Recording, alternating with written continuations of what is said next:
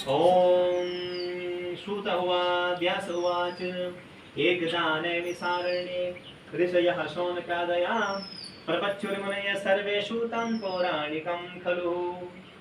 ऋषय उवाच व्रतेन तपसा किं वा प्राप्यते वाञ्छितं फलम् सर्वं सर्वं सोतुमिच्छामि कथयिष्वा महामुने।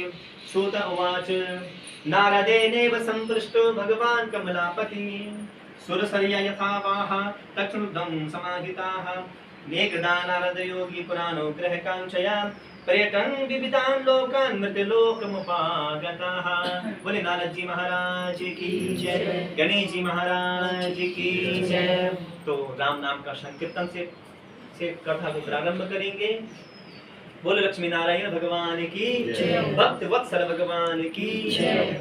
सीताराम वंदना राधे श्याम वंदना सीताराम सभी वंदना राधे श्याम वंदना गौरा जी के लाल जी की बार बार वंदना गौरा जी के लाल की बार बार वंदना सीताराम वंदना राधे श्याम वंदना सीताराम वंदना राधे श्याम वंदना अंजना के लाल की बार बार वंदना अंजना के लाल की बार बार वंदना अंजना के लाल की बार बार वंदना गौरा जी की वंदना शंकर जी की वंदना गौरा जी की वंदना शंकर जी की वंदना गणपति लाल जी की बार बार वंदना गणपति लाल जी की बार बार वंदना गंगा जी की वंदना यमुना जी की वंदना गंगा जी की वंदना यमुना जी की वंदना सरस्वती मैया जी की बार बार वंदना सरस्वती मैया जी की बार बार वंदना सीताराम वंदना राधे श्याम वंदना सीताराम वंदना राधे श्याम वंदना अंजनी के लाल जी की बार बार वंदना अंजना के लाल जी की बार बार वंदना ओ अंजना के लाल जी की बार बार वंदना। लक्ष्मी नारायण भगवान की जय।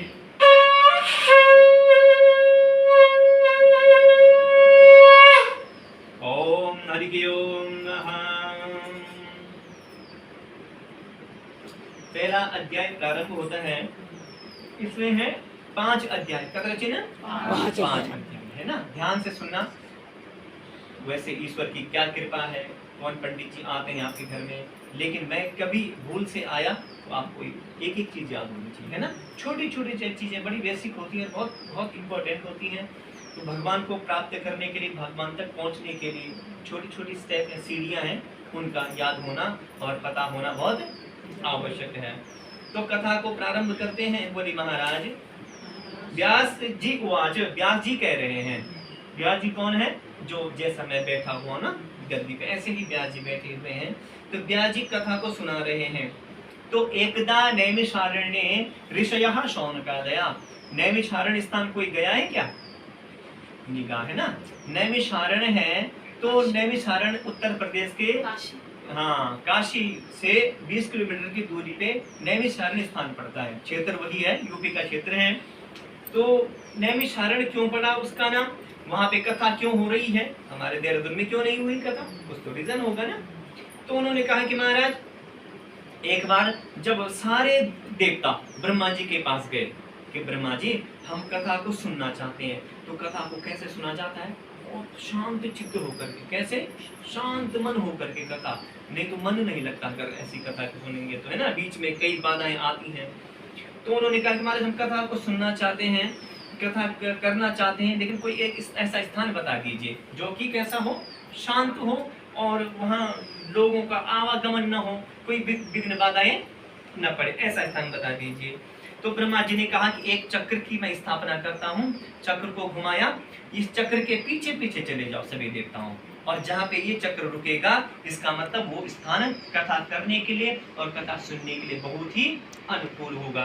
वो चक्र के पीछे पीछे सभी देवता चले गए, ऋषिगण गए, और जहाँ पे वो रथ का पहिया रुका उस स्थान का नाम पड़ गया नैमिष अरण्य। नैमिष माने होता है पहिया, निमिष माने होता है पहिया, और अरण्य माने जंगल। अरण्य कांड सुना आपने रामचरितमानस में? अरण्य कांड, जो जंगल में जो भगवान राम जी की जो लीलाएं हैं सीता माता को ढूंढने के लिए, उनका पूरा वर्णन है। तो नैमिष माने पहिया और अरण्य जंगल। तो उस जो सीतापुर नाम के जिले में वो पहिया रुका और वहां पे कथा होने लगी। किसी भी प्रकार के विघ्न बाधाएं वहां नहीं है, बहुत सुंदर है, अलौकिक स्थान है वो। तो वहां पे व्यास जी बैठे हुए हैं, और अच्छा एक बैठा हुआ है कथा करने के लिए, कथा सुनने के लिए कितने बैठे हुए हैं वहां पर? 88,000 ऋषि। कितने? 88,000 ऋषि। आपका पूरा ये जो कालिदास मार्ग है और नेशनल रोड है, जो यहाँ पे हम बैठे हुए पूरा एरिया कवर हो जाएगा जब 88,000 ऋषि लोग बैठेंगे तो। ठीक है, आज कलयुग इतना चरम सीमा पर आ गया है कि हम कथा के लिए आपने अगर 50 लोगों को बुलाया होगा तो 10 बड़ी मुश्किल से पहुंच पाते, है ना। तो समय का बड़ी विडंबना है। तो 88,000 ऋषि हैं, उन ऋषियों का नाम है शौनक आदि ऋषि। उनको क्या कहते हैं? शौनक आदि ऋषि। शौनक जी एक हैं और 88,000 ऋषि वो पीछे हैं। अब ये बोलेंगे कि महाराज पंडित जी शौनक आदि ऋषि प्रश्न पूछ रहे हैं तो 88,000 कैसे प्रश्न पूछेंगे, है ना प्रश्न ये। 88,000 कैसे प्रश्न पूछेंगे? इतने प्रश्न पूछते बोलते तो कई वर्ष निकल जाएंगे, ऐसे में कैसे कथा होगी। तो योग के द्वारा सबसे बूढ़े ऋषि हैं जिनका नाम है शौनक जी। शौनक जी आगे बैठे हुए हैं, सबसे ज्ञानी हैं।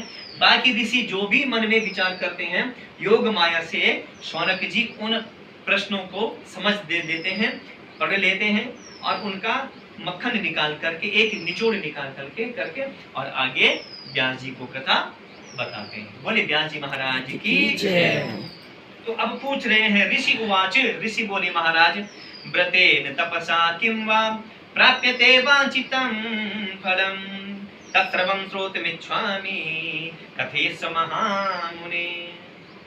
व्रतेन, हे व्यास जी महाराज, सूत जी महाराज, एक बड़े प्रश्न का और बड़ा ही सुंदर प्रश्न है, उसका आप उत्तर दे दीजिए कि व्रतेन तपसा किं वा प्राप्यते वांछितं फलं तत्सर्वं श्रोतुमिच्छामि कथयस्व महामुने। कौन सा ऐसा व्रत है, कौन सा ऐसा जप है, कौन सा ऐसा तप है, कौन सा ऐसा पूजा है, कौन सा अनुष्ठान है, कौन सा तीर्थ है जिसको करने से सब कुछ मिल जाता है?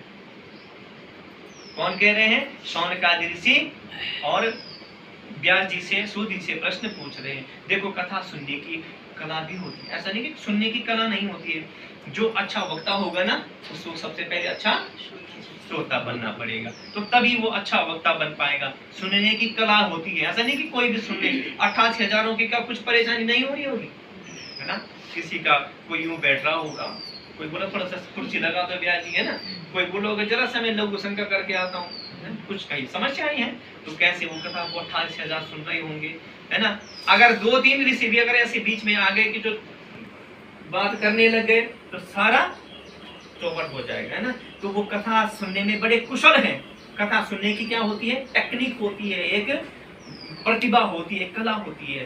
तो श्रोता हमारे विशेषतः हमारे शास्त्र और कर्मकांड में 3 प्रकार के बताए गए हैं। ऐसे नहीं कि आप बैठ गए तो आप सभी श्रोता हो गए, ऐसा नहीं होता है। 3 प्रकार के बताए गए हैं। सबसे पहला नंबर आता है श्रोता। किसका है? श्रोता क्या करता है? हाँ, सुपारी काटने का काम करता है श्रोता, है ना। हाँ, है ना। सुपारी हार्ड होती है ना, तो सुपारी काम, तो उसका काम क्या है? काटना। हाँ, तो जैसे ही कुछ लोग कथा बीच में आ जाते हैं तो वो कटर पटर करते हैं, जरा सा ये लंबा होता तो ठीक होता, है ना। जरा केले अगर ये मंजू दीदी बड़े बड़े ले आती तो ठीक होता, है ना, है ना। ये पंडित जी तो नहीं हमने कभी देखे भी नहीं है। काशी बगल में नहीं थे हमारे, बहुगुणा जी थे, है ना। आए समझ में? तो cut cut cut cut cut क्या करते हैं, सरोता, वो क्या करते हैं, सरोता होते हैं। हाँ, नील मेघ निकालने वाले। दूसरे नंबर के क्या होते हैं, आपने ध्यान नहीं देना है ना। यहाँ पे अतिथि कौन है, लक्ष्मी नारायण भगवान जी हैं, और सब आपको आपने पहले ही बुलावा दिया, आपने मात्र कथा को श्रवण करना है ना। बस तिलक प्रसाद सबको अंत में हो जाएगा, आप बैठ करके अब कथा श्रवण कीजिए। तो दूसरे नंबर के क्या होते हैं, श्रोता नहीं होते, वो क्या होते हैं, श्रोता।